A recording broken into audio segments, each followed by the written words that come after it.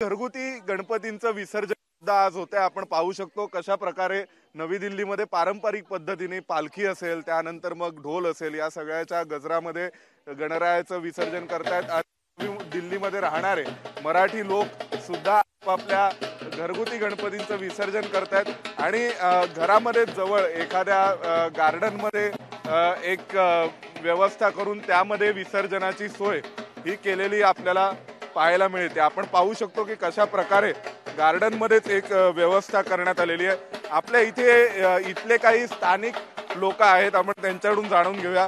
तुम्ही किती वर्षापासून गणपती आणताय आणि दिल्लीमधली मराठी माणसं नेमका गणेशोत्सव कसा साजरा करतात?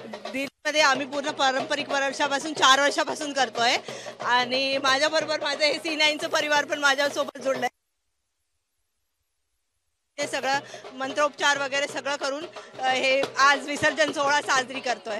पण इतरत्र अनेक ठिकाणी म्हणजे जसं मुंबई असेल किंवा इतर ठिकाणी डीजे किंवा पालखीने गणपतीचं विसर्जन हे पाहायला मिळत नाही। नवी दिल्लीत ते करताय तर कसं वाटतं?